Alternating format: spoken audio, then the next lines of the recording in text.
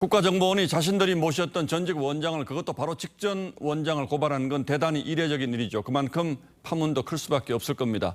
이 파문이 어디까지 미칠지 취재기자에게 직접 물어보겠습니다. 자, 권원영 기자 어서 오십시오. 자, 오늘 박 전 원장하고 통화했다는데 억울하다는 거죠? 네, 맞습니다. 박 전 원장과 저는 7분 정도 통화를 했는데요. 예. 어제 입장문을 통해 밝혔던 것처럼 첩보 삭제를 부인하면서 계속해서 억울함을 호소했습니다. 들어보시죠.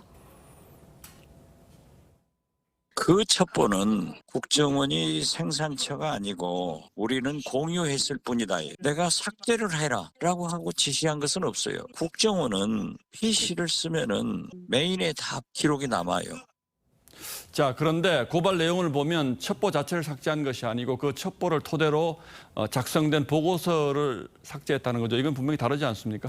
네, 다릅니다. 박 전 원장이 말하는 이 첩보, 바로 SI는 이 한미 군당국이 북한군 교신 내용을 감청한 기록으로 7시간 분량에 달합니다. 예. 가공되지 않은 날 것 그대로의 첩보를 정책 결정자들이 활용할 수 있게 방향을 잡아주는 게 바로 국정원이 청와대에 제출하는 보고서입니다.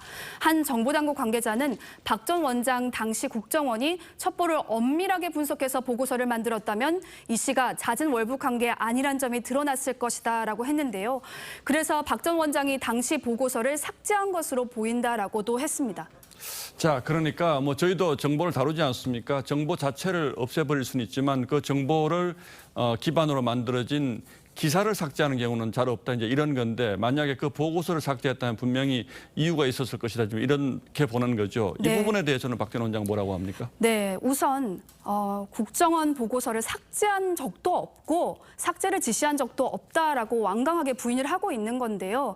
이 때문에 결국 검찰 수사에서 이 부분이 명확하게 규명이 돼야 할 부분인 겁니다. 자, 조금 전에 군에서도 뭐 아직 어디까지인지 정확치 않습니다만 일부 자료를 삭제했다 이제 이런 기사가 있었는데 군과 국정원이 정보를 삭제했다면 더 윗선에서 뭔가 지시가 있었을 가능성이 있다 이렇게 봐야 되겠는데 그때 청와대 회의가 열리지 않았습니까? 거기에서는 뭐가 논의됐다고 합니까? 네, 그 부분이 의혹인 건데요. 예. 이대준 씨는 22일 밤 10시 10분쯤, 그러니까 2020년 9월 22일 밤입니다. 예. 이때 시신이 불태워졌는데요.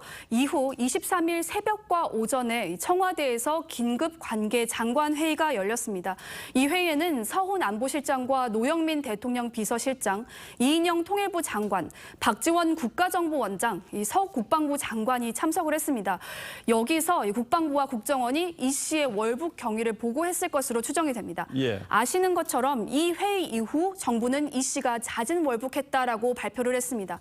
이 때문에 당시 이 씨를 잦은 월북으로 결론 내린 주체가 바로 청와대일 가능성이 높다라고 수사 당국이 보고 있는 겁니다. 자, 그랬다면 왜 그랬는지 당시 상황을 좀 돌아볼 필요도 있겠죠. 네, 그렇습니다. 이 문 대통령은 하노이 노딜 이후 단절된 남북 대화를 재개하기 위해 안간힘을 쓰던 시기였습니다. 이 씨가 사살된 지 3시간여 만인 23일 새벽 1시 26분 이 유엔 총회에선 문 대통령의 녹화 연설이 방영이 됐는데 미국과 북한 등이 참여하는 종전선언 제안이 포함이 돼 있었습니다. 네, 함께 들어보시죠. 종전선언을 통해 화해와 번영의 시대로 전진할 수 있도록 유엔과 국제사회에도 힘을 모아주길 바랍니다. 네, 남북 관계에 활로를 모색하던 당시 청와대의 뜻이 이대준 씨의 월북을 단정하는 데 영향을 미친 게 아니냐는 게 정보 당국의 판단인 겁니다. 예, 뭐 그러나 지금 이 부분들은 아직은 이제 추정의 영역이고요. 고발이 됐다고 하니까 수사 당국에서 결론을 내겠죠. 좀 기다려 보겠습니다. 자, 권원영 기자 잘 들었습니다.